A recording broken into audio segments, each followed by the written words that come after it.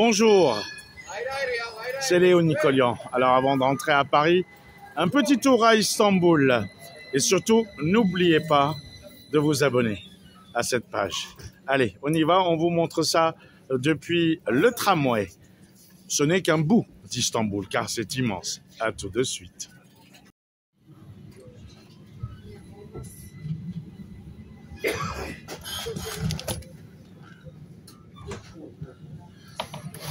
Voilà, on part depuis le quartier de Beyazıt. Ici, nous sommes à Kumkapı. On n'est pas loin du Grand Bazar, ce qu'on appelle le Kapalochurch, qu'on reverra plus tard. Allez, petite balade rapide, et c'est très bien comme ça.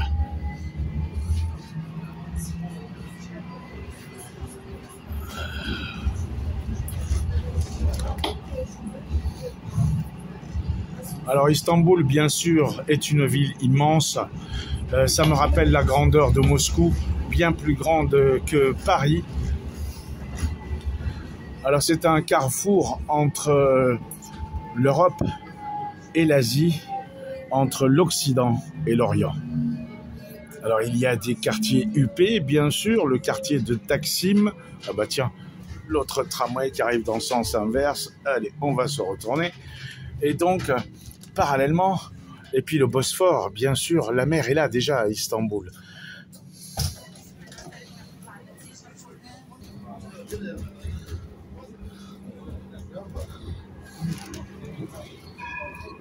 Voilà, donc je le disais précédemment, Istanbul, c'est aussi plus de 90 millions de touristes par an qui viennent visiter la Turquie. C'est une réalité.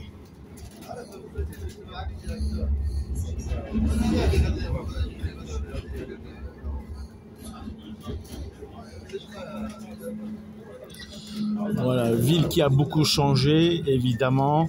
Il y a les quartiers anciens qui ont gardé leur style, mais aussi une modernité. Il y a eu un développement économique terrible ici, mais la Turquie d'aujourd'hui, elle est en crise économique et l'euro qui était à 2 livres, 2 liras est déjà à 20. Le monde va mal et la Turquie va mal aussi.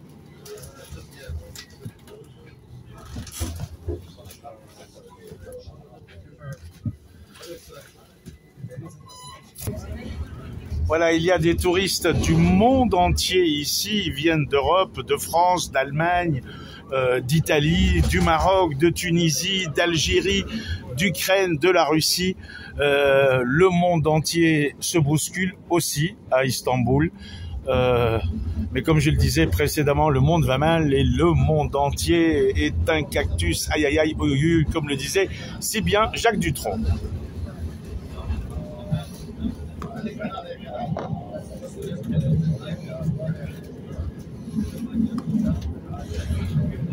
Alors évidemment, ce qui est tout à fait logique au niveau des mosquées, puisque la Turquie est un pays musulman, il y a aussi des églises et des synagogues. D'ailleurs, la communauté arménienne qui est un vestige de ce qui reste des Arméniens de l'Empire ottoman, ils ne sont plus que 10% de ce qu'ils étaient au début du siècle.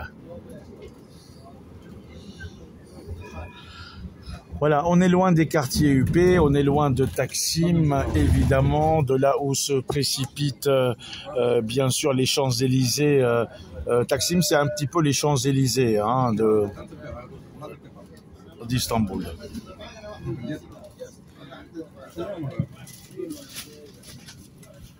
Voilà. Italie? Ok, voilà, des Italiens qui sont là. Bonjour l'Italie. Voilà, ils étaient devant moi.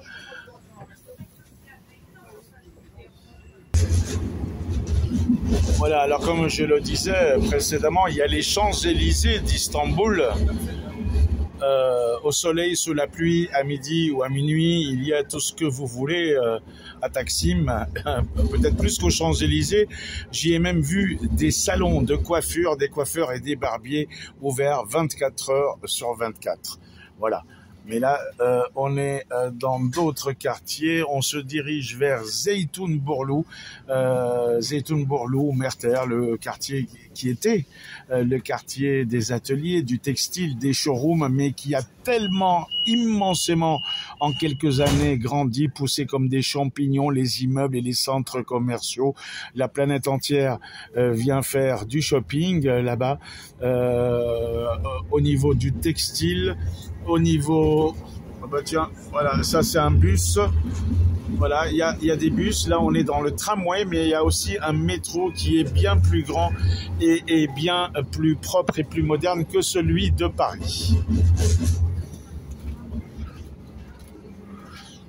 Alors bien sûr, l'hôtellerie elle augmente vu le nombre de touristes par million qui se précipitent ici en Turquie depuis quelques années, de la Russie, mais pas que, du Moyen-Orient, du Liban, de partout dans le monde et d'Europe, mais pas que.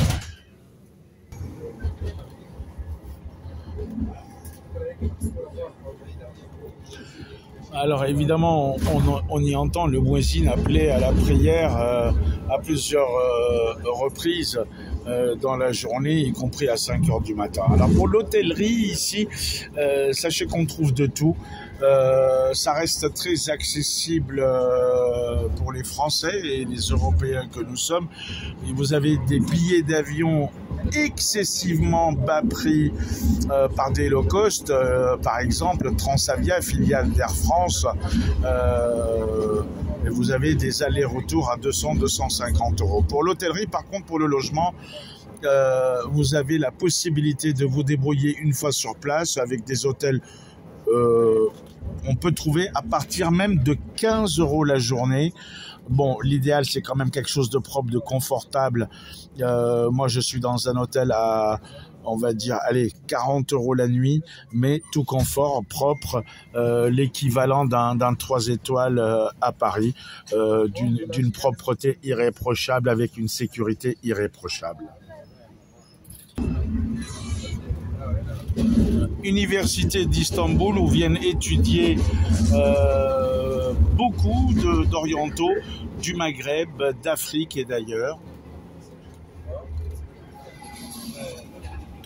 Alors quant à l'hôtellerie, comme je vous le disais précédemment, vous avez des choses très bien pour 50 euros la nuit. Si vous voulez des grands palaces, des ramadas, ce qu'on appelle du très haut de gamme, comptez aux environs de entre 120 et 150 euros la nuit. Mais pour 50, je peux vous garantir que on peut être très bien logé avec une sécurité, caméra de surveillance et même un coffre dans chaque chambre.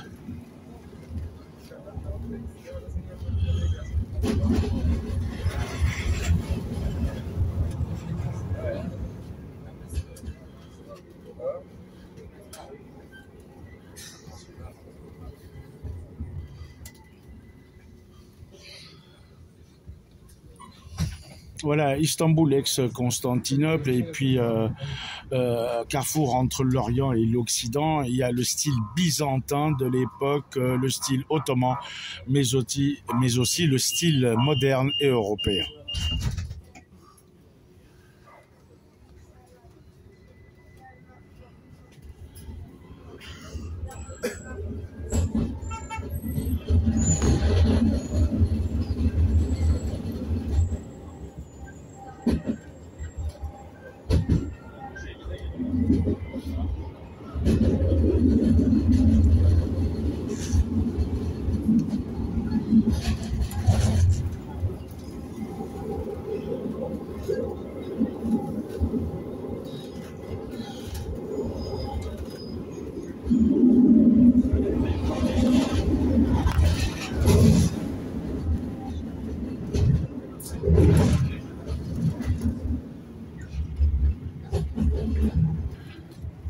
Voilà, on y a aussi à Istanbul les hammams traditionnels, les saunas, les hammams à l'ottomane.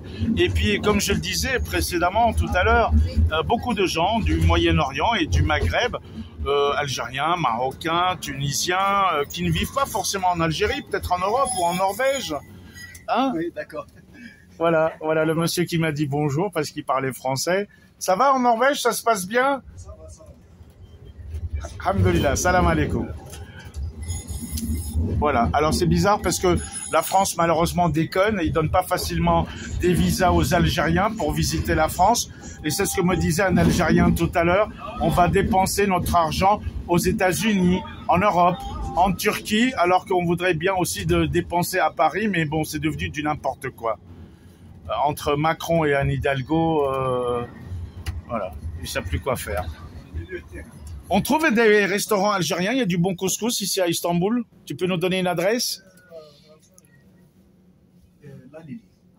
Dans le quartier de l'Aleli. Eh ben voilà, si vous avez envie de manger un bon couscous et que vous êtes en Turquie, il faut aller à l'Aleli.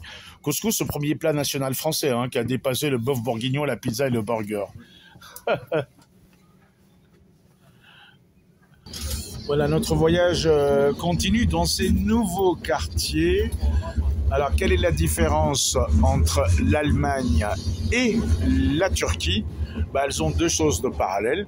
L'Allemagne accueille la plus grande communauté turque d'Europe. Et puis surtout, Berlin est une ville qui s'agrandit, tout comme Istanbul, ce qui n'est pas le cas de Paris, qui restera Paris à cause du périphérique dans lequel elle reste prisonnière.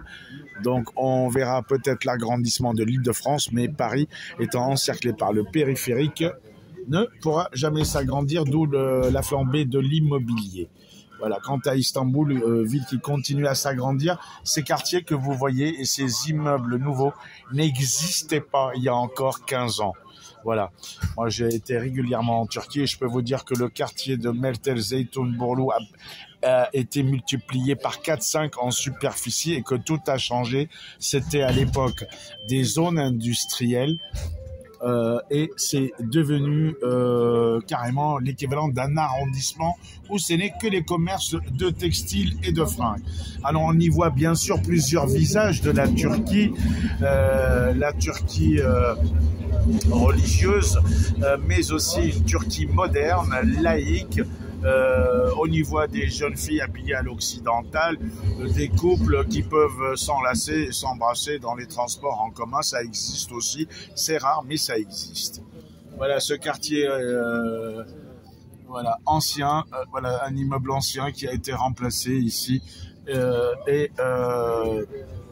On revient sur quelque chose qui était très loin de la banlieue d'Istanbul et qui fait partie maintenant de cette ville qui s'agrandit à vue d'œil et qui se modernise aussi, bien sûr.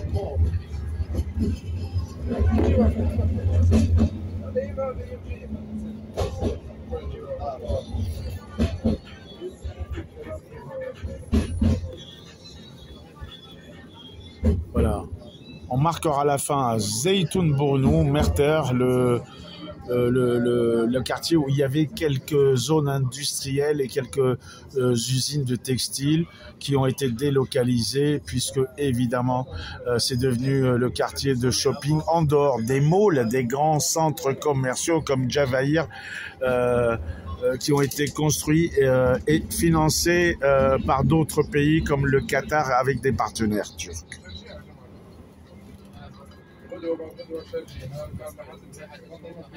Voilà, on arrive bientôt à Zeytinburnu. Voilà, et c'est là qu'on va peut-être... c'est cet arrêt-là ou pas, Zeytinburnu? Zeytinburnu, je pense que c'est... Ah, je pense que c'est une chose, je vous le confirme, on est une autre. Ah bah tiens, tabatage. Hop, pardon monsieur, excusez-moi. Voilà. Et puis, voilà, je remercie cette demoiselle et ce monsieur. Bonjour, vous êtes d'où?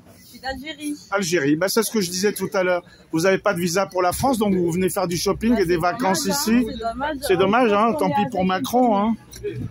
Voilà, Alger. Ouais. Bah, vous descendez pas là? Non, pas encore. Vous allez... On n'est pas à Zeytinburnu ici? Mais moi, je ne vais pas descendre ici. D'accord. Mais est-ce que je suis à la bonne station? Ouais, vous êtes à la bonne station. Vous êtes sûr? Zeytinburnu? Zeytinburnu, هنا؟ هذه بريمي عارف دمشق. أنا رايح على زيتونبورنو وين في الشوبينج المحلات. لا خصك تطلع وتهود المركب. Ah, c'est encore une autre station. Donc je descends à la prochaine. À la prochaine. Ah ben vous voyez, j'étais pas sûr parce que je suis venu ici. Dis donc, heureusement que je vous ai pas écouté, hein. Si, c'est Zaytun Porno. Non, mais il y en a deux, il y en a deux, il y en a deux. Fallait m'écouter, mais là, c'est Zaytun Porno.